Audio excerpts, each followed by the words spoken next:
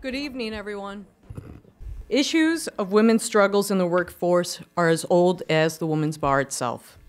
We have been around for 100 years, and we'll have a centennial celebration on June 6th. I had to get my plug in. Over the years, the struggles have evolved. The Women's Bar was formed in 1914 with the purpose of promoting, advancing, and protecting the interests of women. Among those interests, women getting hired.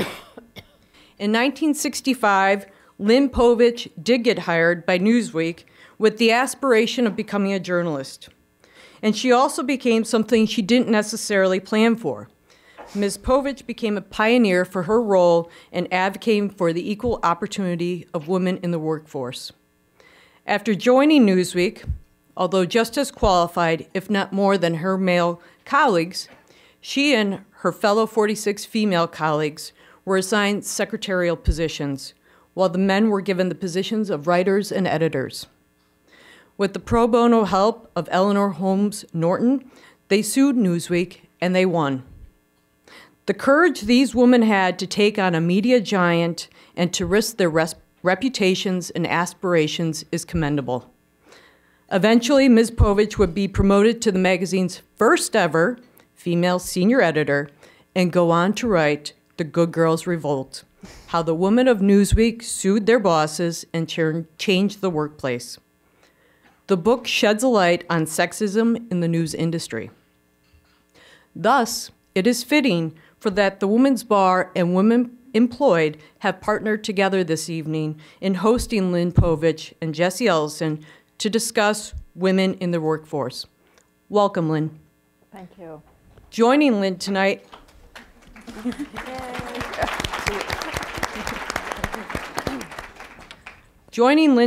is Jesse Ellison. Jesse Ellison is a freelance writer who recently spent 7 years as a writer and editor at Newsweek, as well as the Daily Beast. Ms. Ellison brought to light the current atmosphere as Newsweek when she and two of her fellow female colleagues published an article in Newsweek about how things unfortunately had evolved much from the sexism, unfortunately hadn't evolved much from the sexism of the 60s and 70s to now. She and her female colleagues, who again, were equally, if not more qualified than their male counterparts, were less likely to be promoted or assigned to the big story. Welcome, Jesse. Thank you.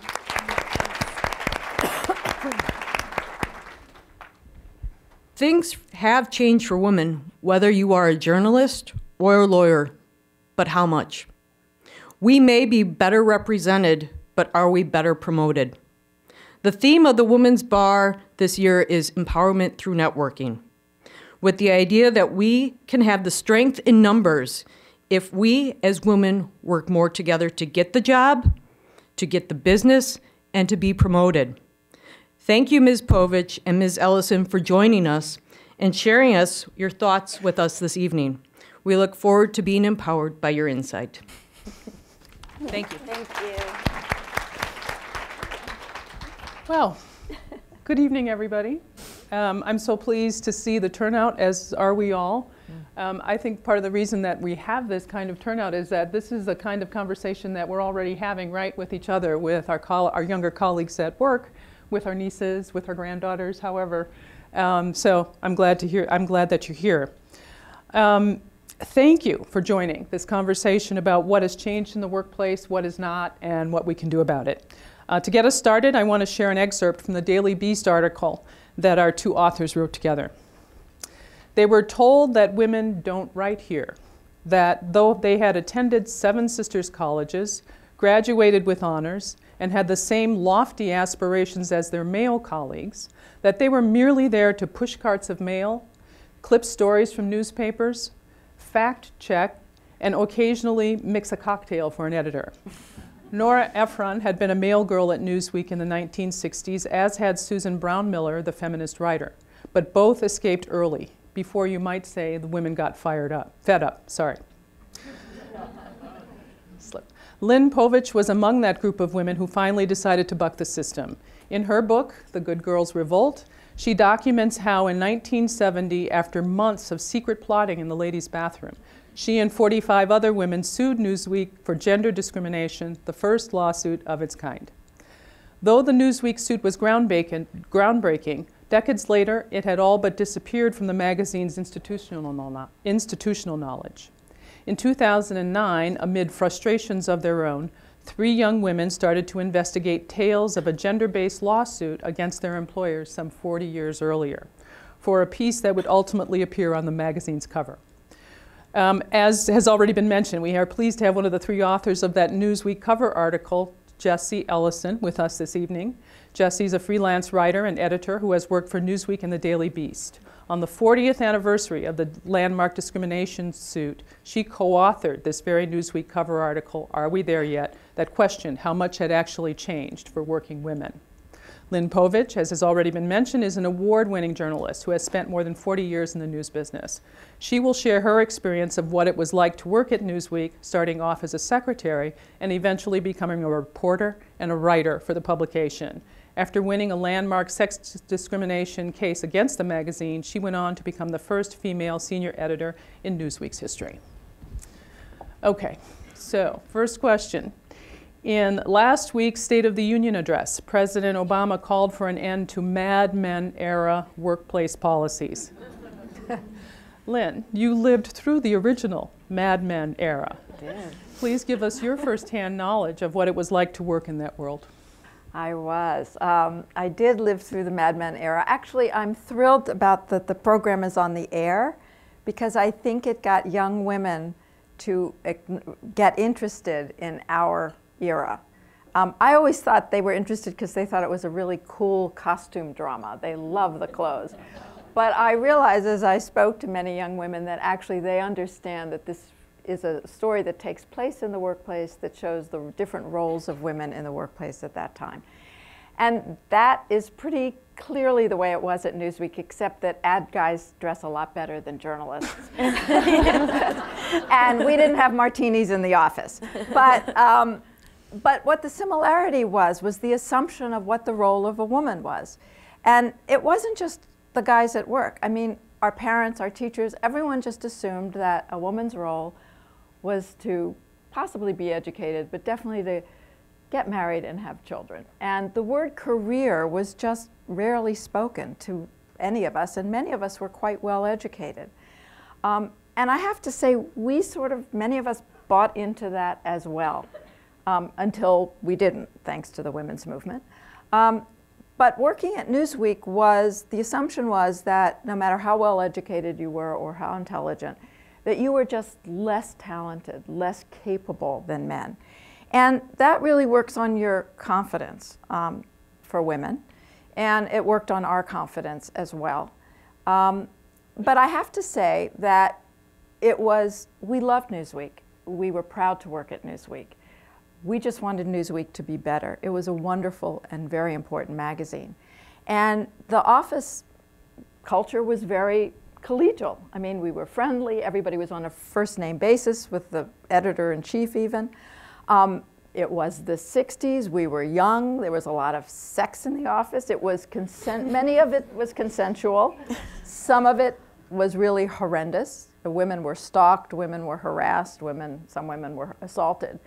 But the overall sense of it was, it was a great job if you were a woman, because the other jobs open to women, when the help wanted ads were still segregated, help wanted male, help wanted female, were nurses and secretaries and teachers and things like that. So we felt very privileged to be there, even though we were in a place that treated women as kind of office wives.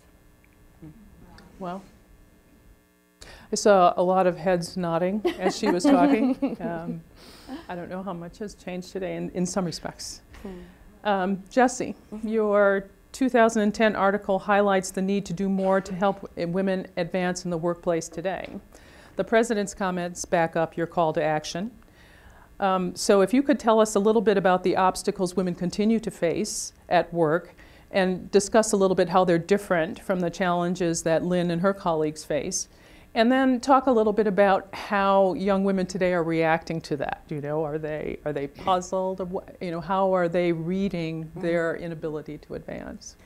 Well, my experience was I got to Newsweek. I was at Newsweek from 2005 till 2012, and it was in mid-2009 that we started talking about this story, and we had heard sort of inklings of this lawsuit. At the time, we were feeling quite stymied. We were really feeling frustrated. We weren't getting ahead. We were watching our male colleagues get promotions and plumb amazing assignments that would end up on the cover, and raises and all of that. And we were so frustrated that we felt like, you know, we were just walking in place. So what our experience was essentially, and what we learned during our research was, it wasn't, you know, Lynn and her cohort were told explicitly, you cannot write for this magazine. This is a men's magazine, essentially. It's a news magazine tradition going back 40 years that, you know, it's not a place where women write. No one would ever have dreamed of telling us anything like that. What we were experiencing was far more subtle, and therefore took a lot longer to sort of pinpoint and identify.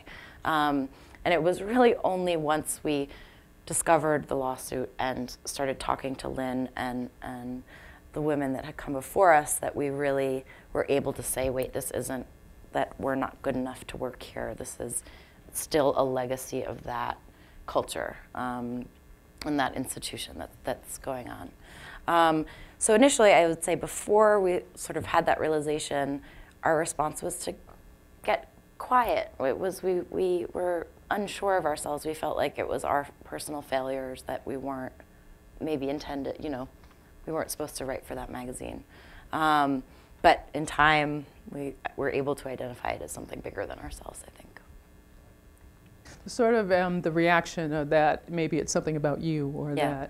that this wasn't meant for you or something. I think it's a lot of women attorneys can relate to that, to hearing that. I mean, it's not explicit. You know, you're not told that you can't do things, but you're not given those assignments. So, Right. Can I just say one comment here? Because there is someone in the office, in the audience here, that I do want to introduce, Lois Pearson. Lois was a writer at Newsweek, was hired during the war years when many women were hired as writers. She was really a pathbreaker. She wrote in the foreign section of Newsweek. She left in 1969, but actually most of the women who were hired had left by the early 60s, so that when I came along, Lois was maybe we just kind of overlapped, because when she left was just when I was starting to be promoted. And so at the time, after Lois left, there were no other women. Lois. Hi, Lois. I'm glad you're here.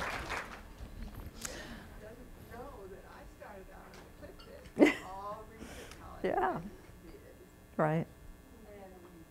Went up by seniority into research. I got ahead after Hold on, a microphone is coming. 6 months.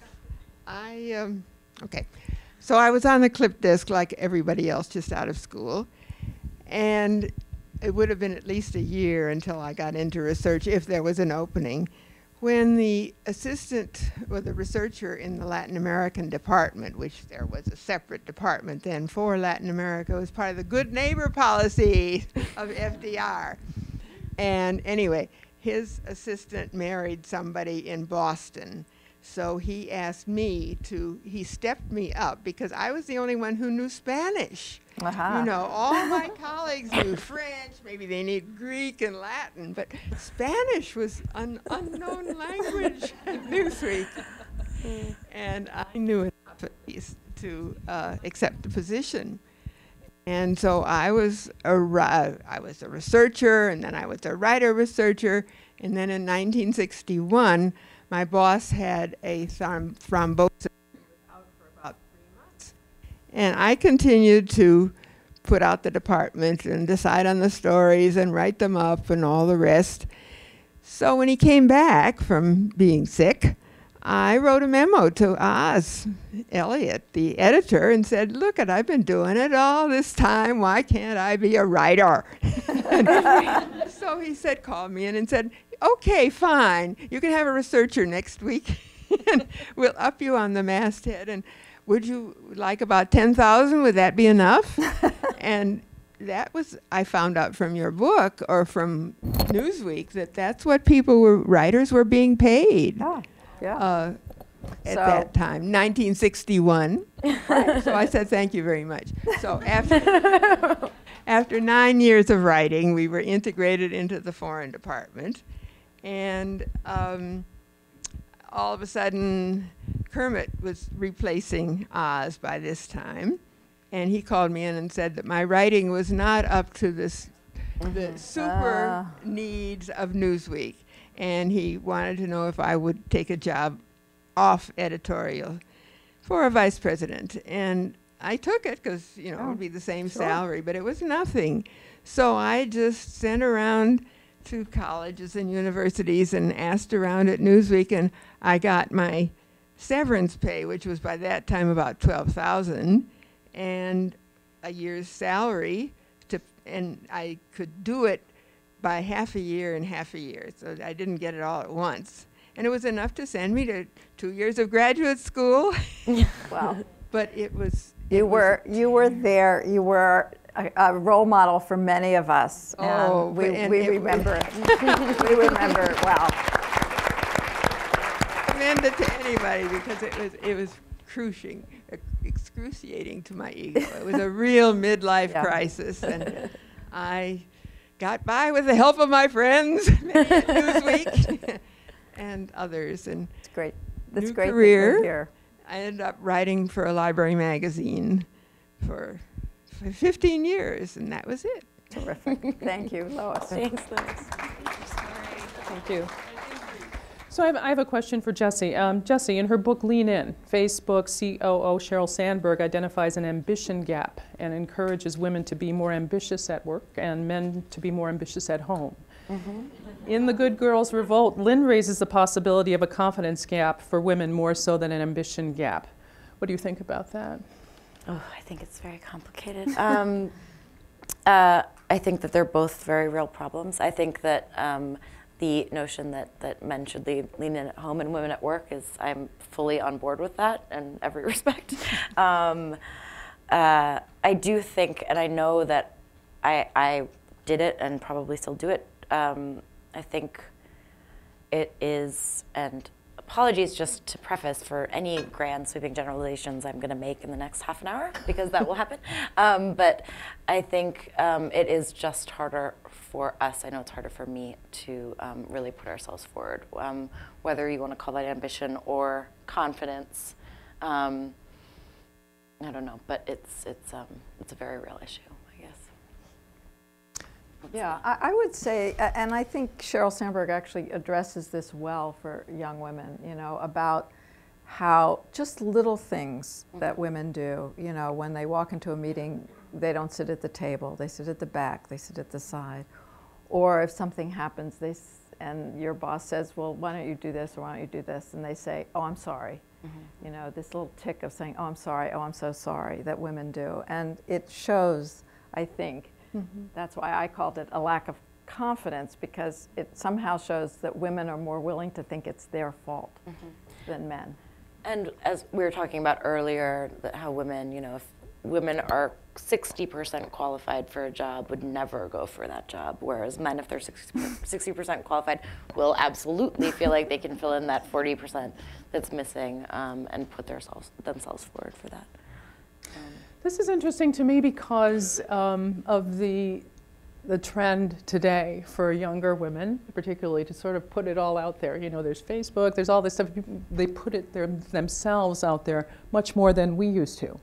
So I am intrigued by this, that women your age today are lacking this confidence. I mean, I notice that we have an associate board and we work with associates in law firms, and to some extent I notice it there, but I attribute that to law firms. I really do. I don't think of it being something broader. So I'm intrigued by this. And we'll have to do some follow-up on that, I think.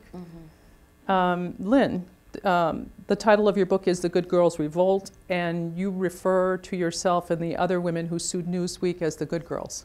This sort of relates to the same thing I said, particularly for those who have come of age today in this put it all out there environment. Can you talk about why you called yourselves the Good Girls? Yeah, we did. We were the good girls. You know, we were polite and we were deferred and we did everything, you know, we were supposed to. I always say, you know, I love the rabble-rousers and the sort of the radicals because they really push everybody to, you know, make real change. And there were certainly a few of those women at Newsweek in early consciousness raising groups and really angry about the system. And I think the rest of us, you know, weren't sure what we wanted to do in life. We came there, as I said, happy to have this job, but we also wanted to be at Newsweek. We just wanted Newsweek to be better for women. So we wanted to change the system from within. And that I think one of the great lessons in my life was that we were able to change a system from within. And I would like other people to know that it is possible. If you like what you're doing and basically like your kind of job, you actually can make changes from within. I mean, it also helps to have legislation, to have you know, activists pushing. But you know your players best, you know the system best, and you know where the weaknesses are. And I think the big change for us was in our consciousness, that we suddenly had to question everything we were raised to believe a woman should be. We had to basically challenge our bosses who were male, which meant sort of our parents and mostly our daddies. And it took a lot of courage to be able to sort of say, you know what, this is really unfair, it's not just, and in fact, in 1969, it's illegal. The 1964 Civil Rights Act banned segregation by jobs, in jobs, segregation in jobs by gender and race and several other criteria. And 5 years later, it was still going on and it was illegal. And I think that, more than anything else, helped us screw up our courage to say, oh my God, it's illegal. We've really got to do something about this. You know, if it was just sort of us, we probably would have gotten there. But I think it was the fact that they're really doing something immoral now. We've got to do something about it. So you stepped up? So Jessie, what about you and your colleagues? Were there similar kinds of pressures to be a certain stereotype at Newsweek? Absolutely. I don't know that I would say it was just at Newsweek, though. There have been a lot of studies also about, you know, girls don't want to put themselves forward for leadership positions because they're afraid they'll be called bossy, right? Women, when they ask for raises, in salary negotiations, when they're hired for jobs, if they try to negotiate higher, are often deemed too pushy and less likely to get it. So there's real evidence that we are held to an expectation that is different, and we are expected to be nice and sort of play by the rules and be pleasant and not be the B words, right? Yes. So it's a tricky, and I think Sheryl Sandberg's is very insightful on that. It's a tricky line that we have to walk. And that was certainly true at Newsweek, but I don't think it was just true at Newsweek. Yeah. I think it's true across the board. So what do we need to do to change that for young women today? For me, it was incredibly, I mean, events like this are great. For my colleagues and I, it meant everything to meet and get to know and report out our story and really understand in a real way. And I went to an all-women's college, and I was raised by a strong feminist mother, and I had all the tools you would think. However, it was only once we had that experience and really met Lynn and were able to understand how recent it was in our history that this was happening. And really, like Lynn is not a grandma, like she's, but I mean, it put it in perspective in a real way that it was when Lynn was, our age, that she was explicitly told not that she couldn't write for that magazine, It's just makes you understand that it takes time to make change, right? So of course we're still on that path. So I'll say that. Knowing your history is critical. And also talking to one another. I mean, that was the, oh, sorry. But talking to one another was the other thing. I mean, I think all of us were having this thing of being like, I suck, I'm not good at this, it's all me. And then once we started sharing our experiences and really getting, seeing that it was bigger than our individual. Right. I do think Jesse's right. I think it's really important to start these conversations. I think we have to give Sheryl Sandberg a lot of credit for starting the conversation. We're still talking about it. My husband, who teaches graduate students, said, you know, young people today are really smart, but they don't know anything. they don't know the context of anything. You're not required to take history anymore, or Civ, or history of art, or English lit, or any of this basic stuff. And they don't know the foundations that have been laid before them in any of these movements. And so even my only children, when they read the book, found out things I thought I had told them, but I guess I hadn't. So I encourage audiences wherever I go, and I use the book intergenerationally because it tells my story, but it also tells the story about Jessie and Jess and Sarah, the 3 young women at Newsweek. And it starts a conversation between the generations. And so I always say to people, you know, talk more to your kids, your sons, your daughters, your nieces, your nephews, your young colleagues. Tell them what it was like, because we've been there, we've done that, and we can help them sort of navigate what's going on in their lives. All of us have kind of muddled through one way or another, and we have a lot of experience, and their problems aren't new problems. They're the same old problems.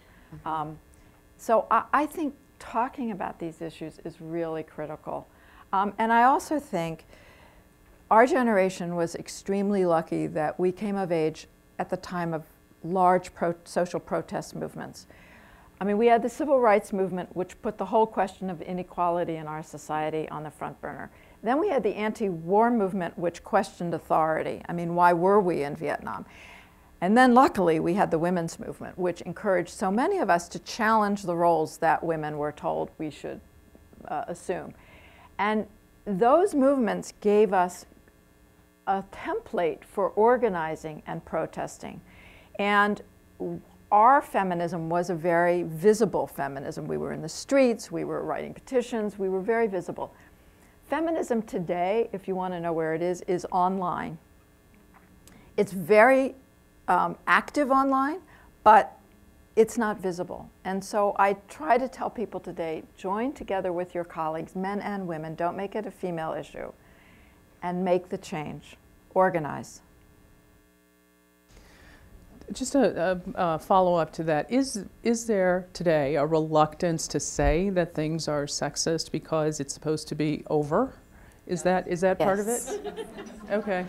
I don't know if it's a reluctance so much as it just takes longer. I mean, in my experience, it just takes a lot longer to sort of to say that that's what's happening. I see.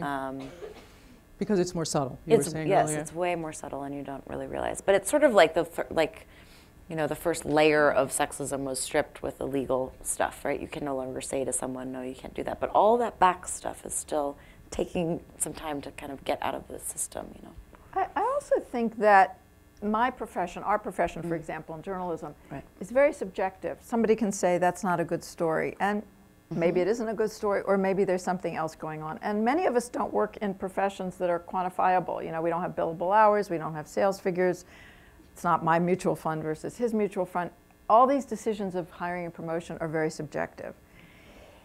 And that's why, unless you document that it is either something egregious has happened against you personally, or a pattern within your organization or company. One of the things that Jessie and her colleagues did in this story they wrote was to show that of the last 49 cover stories at Newsweek, 6 were written by women.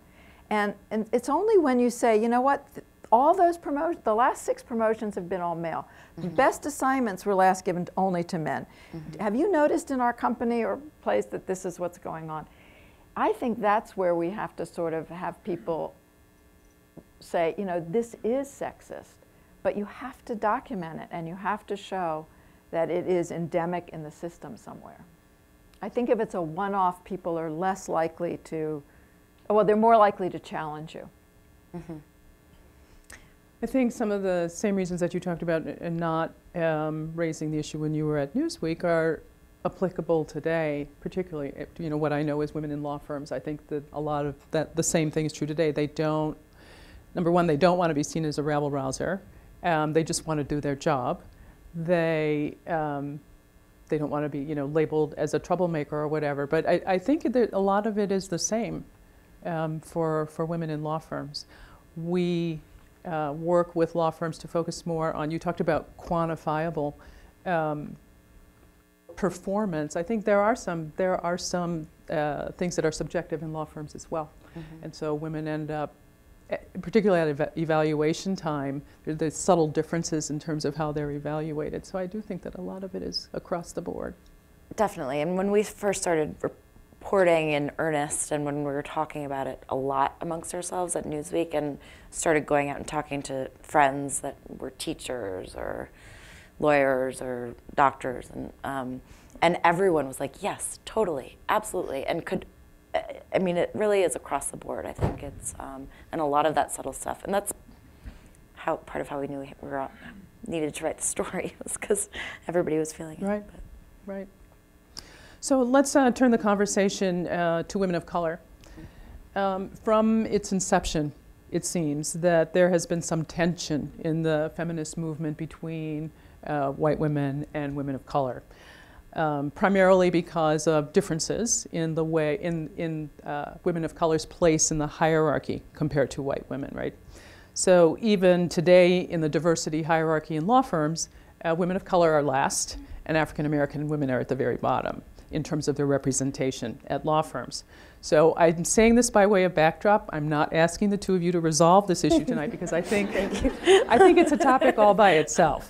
But you know, I think that we should know what was happening with women of color at Newsweek when you were there, and what's happening with women of color when you were there. So, Lynn, if you don't mind starting. Well, in 1969, when we began organizing, there were 5 women, black women, working as researchers at Newsweek.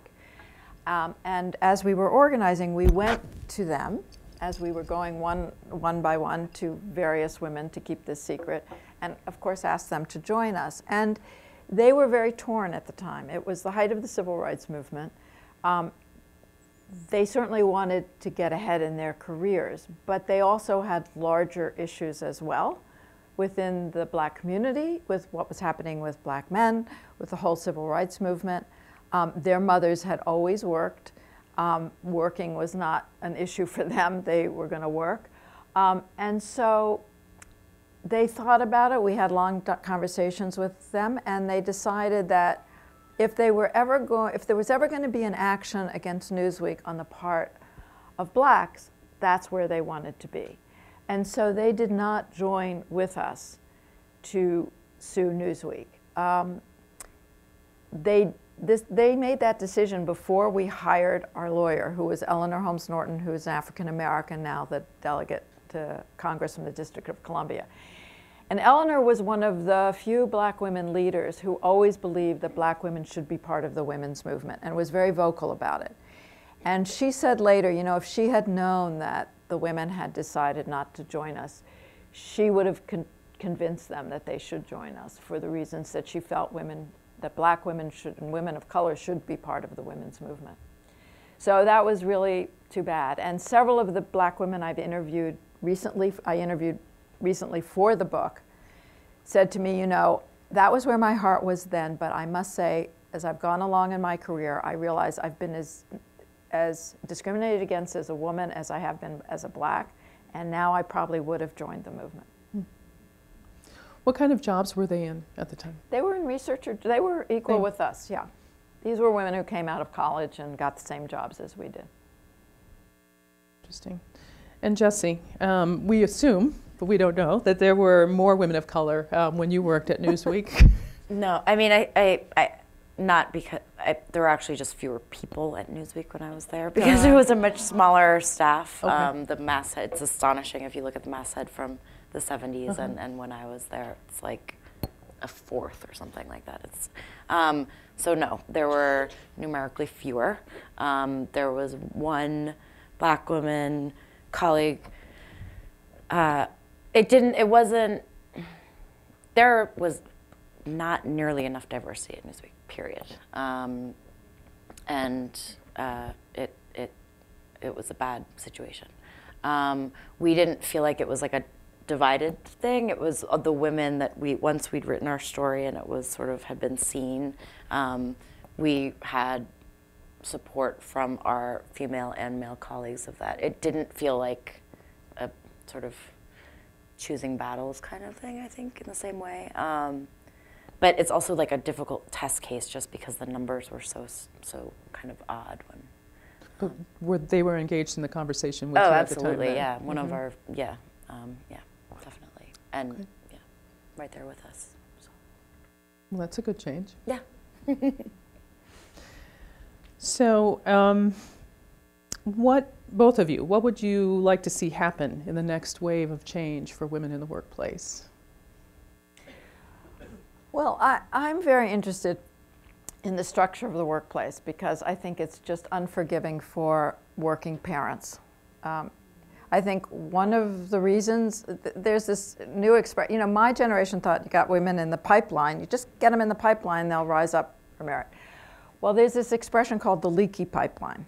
And the leaky pipeline is that women who are trained and skilled and talented to take those top positions don't take them because they can't be good parents and good bosses. They feel they can't be good parents and good bosses at the same time. And they're still primarily responsible for child raising. And as you know, we have no supports, public or private supports, for any kind of paid family leave, daycare, affordable, accessible daycare, so on and so forth. So I'm trying to, when I talk to people, say, this is not a women's issue, this is a societal issue, and young men, unlike my father's generation, want to be far more involved in raising their children than our parents did. So I want men and women to get together in their offices, start talking about this, and figure out how to restructure their workplaces so that people have more flexibility, paternity, maternity leaves, all of that stuff. And my big thing is to put some boundaries on when people are available online. And I think it has to come from the top, because it's only when the boss says, it's okay if you say, I'm offline from 6 to 9 at night, if it's an emergency, call me, or I'm not available weekends, if it's an emergency, call me. I'm not going to be looking at a device, because it's killing people. It's just killing people.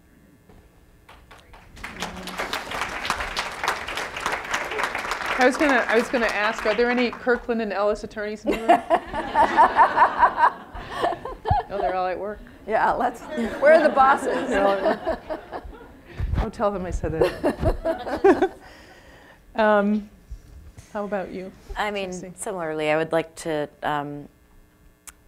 it would be really nice to get to a stage where, a place where bosses no longer look at just young women as the ones who are going to leave to have kids at some point. I mean, that's famously part of the issue with mentorship and sort of grooming the next generation, is that women are less likely to get that because people say, well, you're just going to go be a mom. So yes, and I think we should aspire to a work reality where men and women are equally as likely to take time off for that.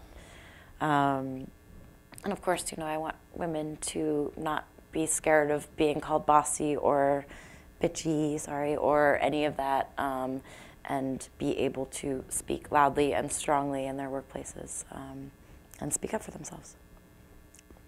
So we were talking earlier about the advantage of growing up at a time when there were protests. There were templates out there for how to raise your voice. How do we raise our voices today? What's the difference? Is it blogging? What's the template for today? I don't know the answer. I guess I'm just looking for ideas. And this is the last question.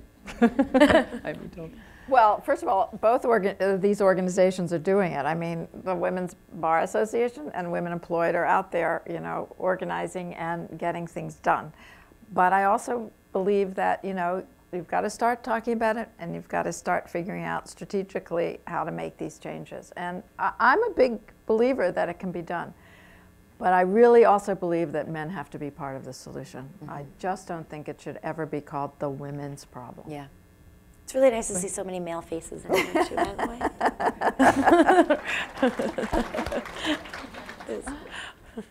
Do you have anything to add to that? I forgot the question. No. So I think we're, thank you very much Thank you. for your comments. I think that we're about to move on to questions from the audience. And I think that there are microphones that will come around. Great. I have about 18 to ask you right now. Thank you. And my friends are going, just ask one. So we kind of talked around it. The word feminism was mentioned once. And you all are so diplomatic and tactful, but from where I'm sitting and or standing, we're a hot mess. There are young women coming up that will not talk about feminism, don't want to be tagged with it. It literally becomes something we start to talk about, like, yeah, I'm okay with the F word, are you? Yeah, okay, cool. So then we can start having a conversation. One of the things we really didn't talk about, though, we have men in the workplace, we have women in the workplace that are equally wicked to other women. So where do we all come in supporting one another? Because that, to me, is still something that it's just mean girls abound if you're 30 years old or if you're 55 years old. Yeah, it's very true. Well, I hate to generalize because, you know, it has to be like the right woman boss and the right male boss. I mean, a lot of us have had great bosses who are men too, and great mentors. But it is true that a lot of, I was just reading an article that just came out in The Nation about even in online feminism, there's a lot of toxicity and women who are attacking other women. And I must say, from my generation, we did have a very powerful sense of sisterhood. And I have had young women come up to me and say, you know, you all were so lucky. I wish we had that feeling again. You know, you had these issues. We're not really organizing around the kinds of issues that you all had. We're missing that. And I don't know. I mean, Jessie can talk about the conversion they went through during this experience they have. You kind of have to come together over experiences. Well, yeah, which I'm not sure which part of that question to. I'll say first that yes, you're right. And when we wrote our story, it was our male bosses who supported it, not the women. They called us entitled and lots of things. And it was the men who really seemed to engage, and that was great in a way. And it was really disappointing that the women of just one level above us weren't supportive. I think it's very true what you're saying. I guess my only solution is just to not be that person. You know what I mean? It certainly made me more aware of taking an extra 5 minutes with young female colleagues to talk to them about their stories, or just let them know that I was a resource for them. But I don't know. In terms of the word feminism, I own it. I love it. I'm fine with it. I wish everybody did, but I also feel sort of unattached to that. As long as you're into the basic notion, that's okay. You know, it doesn't need to be. That's me. Right. So. Okay. Hi. Oh, I'm sorry. Am I next? I don't know. Microphone. I'm Barb Young. I first want to thank you so much for coming and sharing your story. It means a lot to all of us. I also want to say I am a woman attorney here in Chicago, and one of those rabble-rousers that's actually organizing. Great. And I would really hope that everyone in the room will write down the date of Tuesday, April 8th. It's Equal Pay Day, which is the day that we recognize, not celebrate, but recognize the fact that women don't get paid the same as men. And several years ago, Women Employed and the Women's Bar and 30 other women's organizations and some men in Chicago have organized a rally that we hold in the Daily Center Plaza during the noon hour, and we encourage everyone to come because it's our only way of showing as a group we are united. We stand for this issue. It is glass ceiling as well as pay, but it's really important that everyone come and support the cause because we have no other way to work together and organize. So please, April 8th, Daly Center Plaza, we have a stellar lineup of Sheila Simon, Lisa Madigan, we had Jan Schakowsky last year, and we will have some other speakers. So I invite you to come if you're in Chicago to be on our dais, and I hope that you can join us. Thank you. Thank you. Thanks. Did you have a question up front? Sorry. Okay, go ahead. Oh, there's someone in the back. This is more for Jessie. If you were the only person, because Lynn, you said this, would you have come forward if you couldn't have gotten other women to support you? Would you have said to Newsweek? Or, Oh no, absolutely not. I wouldn't have even been able to identify that it wasn't just that I was a crappy journalist. I wouldn't have. It needed to be. It was only once we started talking to each other that it was even something we could sort of name. There's one. How about this young lady in the front? Hi, I just wanted to know, was there any initial resistance amongst the group of women that you were working with? And if so, how did you overcome that resistance to work together? Was that for Lynn or for? For either of you. We, one by one, most of the women were, well, some of the women immediately said yes. One woman said to me, "Oh my God, it's the first time I ever actually realized that, but of course I'll join you," because everyone knew that it was. So all of the women actually joined us except for the group of the black researchers. And so among the women, there was no resistance because everyone had been through the system and understood how unfair it was. It was slightly different from my experience because we weren't organizing in the same way that Lynn was. But I think it was a similar thing in other ways because it was sort of like once we were like, but wait, look at this and look at this and look at this and look at this. And once you start sort of piecing it together, everybody saw it's undeniable, really. So no, I wouldn't say that there was much resistance. Okay. Okay, so I'm in 7th grade, and in my class, we've Yay! Yay, 7th grade! we've never learned about the women's suffrage or women's rights except for in World War I and the Women's 19th Amendment.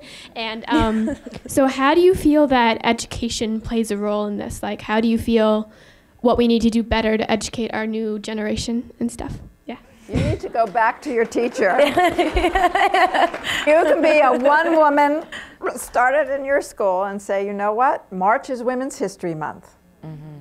And it wasn't just the suffrage movement. There was a lot of things going on in the 60s and the 70s and the 80s and the 90s, and bring it into your school.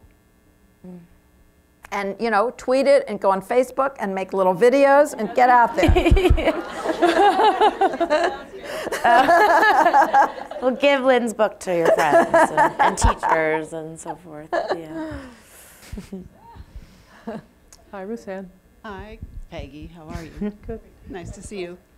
I just want to echo what she just said. My daughter is 29 years old, went to New Trier High School and a good college in California, and she does not believe that there is any discrimination. It simply doesn't exist. Mom, you're making it up. And it is so frustrating to me because there have been situations where things have occurred where she's trying to get jobs or whatever, and I say, maybe you should consider this as a motivation or a reason why this is happening the way that it's happening. And I can't talk to her about it. She won't believe me. And until she has some really hard slap-in-the-face situation, she's living in Holland, which is a very free on the surface, however, right. However, below the surface, women are expected when they have children to stay home with the children. So she sees a little bit of that in Holland, but she thinks America, this just doesn't exist and I'm making it up. So where's this coming from? I mean, I think the schools are intentionally trying to downplay, certainly by lack of history, and additionally by a complete refusal to recognize that the problem existed and that it still exists. And negative me, I want to assign that to the fact that the school systems are controlled by men.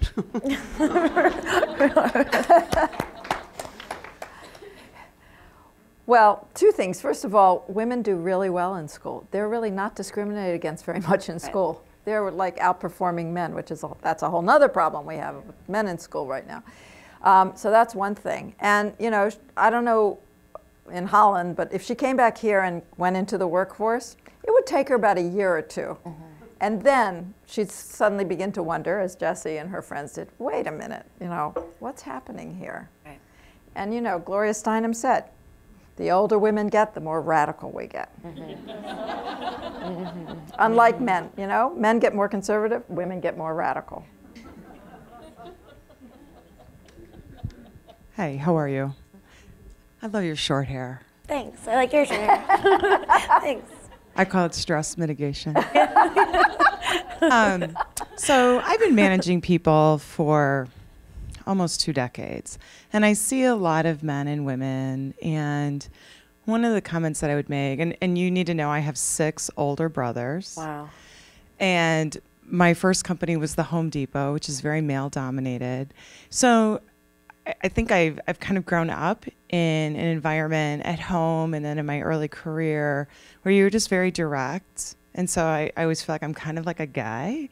So I don't see a lot of this in my own personal experiences, although I know it does exist with the people that I've managed. And I just wanted to talk a little bit about performance management. So when you're talking to people, like a lot of us right now are going through that dreadful time of year, we have to do annual performance reviews, like, oh, did you meet your goals? Check the box.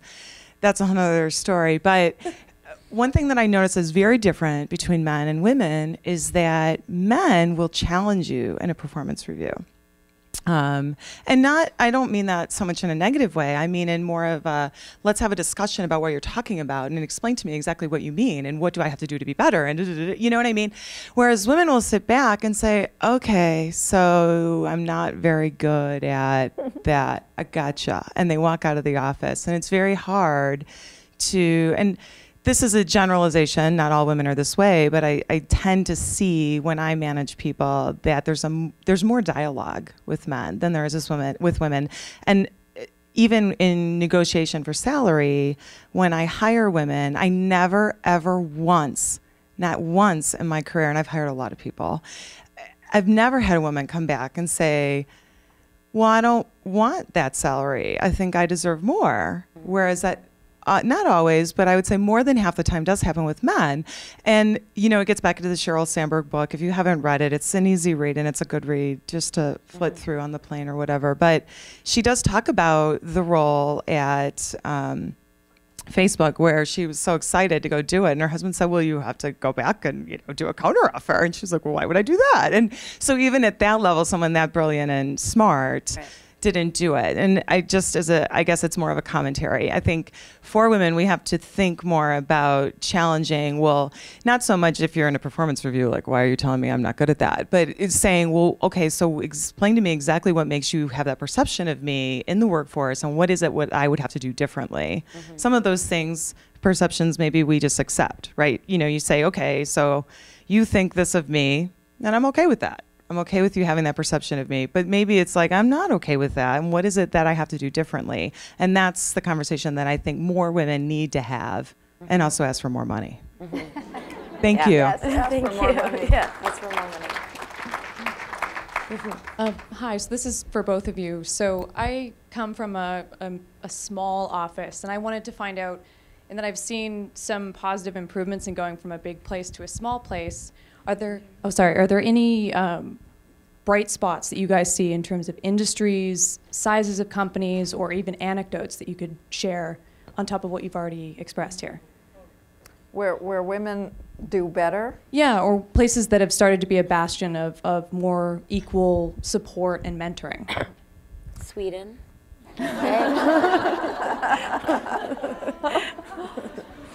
I don't know I know law firms are not exactly a place that I would say that happens.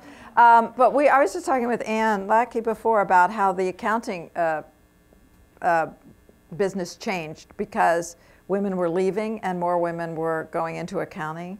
And so they really did have to change and become more flexible and part-time tracks and things like that. So I'm sure that there are, I don't know by industry where women are doing well. My sense is, when you look at salaries and things like that, women in tech and science are closer because I think their work is very quantifiable and it's not so subjective as what we were talking about before. So those kinds of areas, I think women are less underpaid than men. It's a much closer, they're closer to 89 or some 90% of the salaries. And I think they're treated probably differently for that reason. They're also not fighting against some of the same sort of legacies of, sexism and racism and all of that, Newsweek was an 80-year-old institution that for 40 years of its history had barred women from writing for the most part. So they have to undo all of that, right? So some of the newer companies are starting fresh and with a different energy, I think. I want to say something because I've been bad-mouthing law firms a lot today, but because there are some bright spots even in the legal industry. Number one, I do think in-house is a little bit better than law firms. They're a little bit more forward-thinking, but also smaller law firms and law firms that are, and I'm not sure why this is, but it's law firms in Chicago anyway, that are branch offices of national firms. So they don't have the huge headquarters. They have these more entrepreneurial offices where there's a partner in charge in the office. And very often, I shouldn't say very often, but from time to time you get someone who is forward thinking and they have the autonomy to be different. So that's what I've noticed in terms of, the trends in law firms.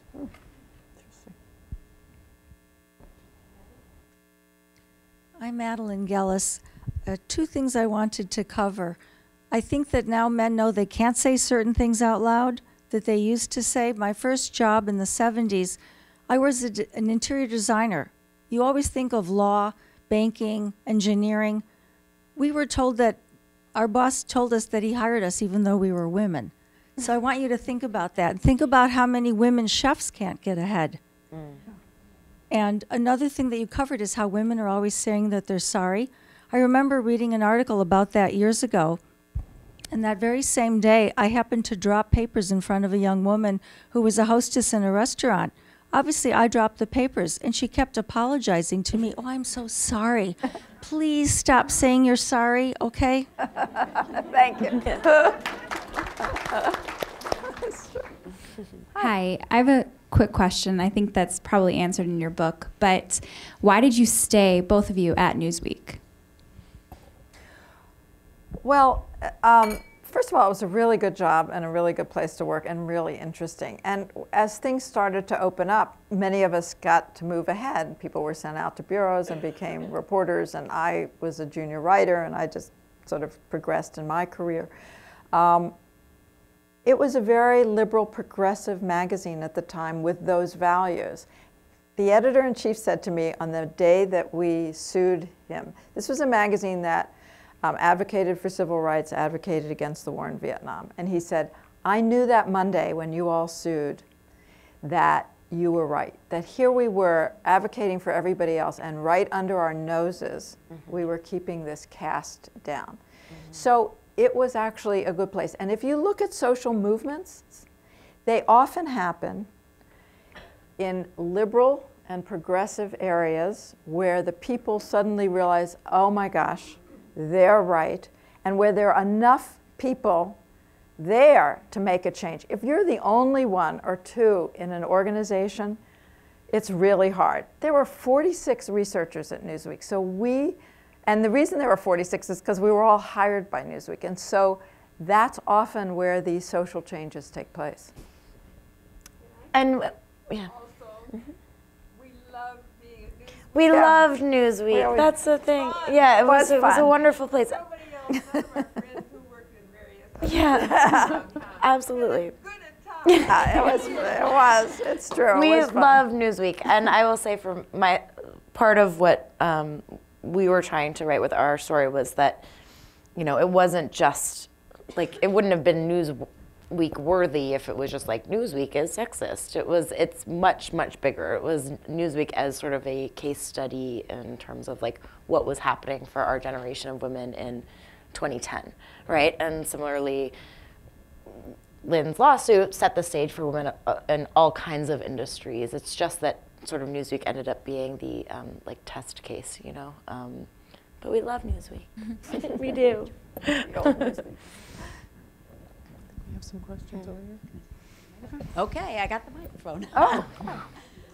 I am often surprised when I talk to men who I consider to be fairly enlightened and open-minded, including my 3 adult male sons, that they don't think there's a problem. They don't understand why I'm making such a fuss. And these aren't people who overtly discriminate against anything or anyone. It just doesn't seem like a real issue to them. And I'm wondering, based on your own experiences or based on the experiences of other women here, how do you help them understand what the issue is and at the same time try to avoid crossing that line of the way men describe women who identify issues that they don't think exist? It's hard. On the one hand, of course, they don't think there isn't one for them, right? Like, as somebody said, we were at Medilia, somebody said, oh, of course they don't. Right. White privilege. Right, exactly. You know, why would they think there's a problem? Right. I mean, they don't have a problem, so they don't see a problem. For me, it was incredibly gratifying the way that my male colleagues reacted to our story, and they were actually very, like, once we put it in writing and wrote out anecdotes and put statistics and numbers and said, you know, here's how we represented women on the cover this year. Like, really? That's what we want to say? Once we sort of beat them over the head with it, they were super receptive and really seemed to actually really want to understand. I mean, you know, I think my generation of men is quite enlightened in their way, and they want to be involved dads and think of themselves as equal partners with their spouses, and they really wanted to get it, and it took some time, and you have to talk them through it, but they did. Eventually, anyway. But I don't have an easy answer, unfortunately. Do you? Go ahead. So my name is Donna Bayoki. I think one of the elements that I'd like to hear addressed that we haven't talked about yet, when we talk about influence and how do we influence public policy, it's the area of government. I know that there are many women involved in some way in lobbying, but the vast majority of folks that are in charge of what we are constricted by, which is law, is controlled by men. It's very much a man's area. It's men of no color.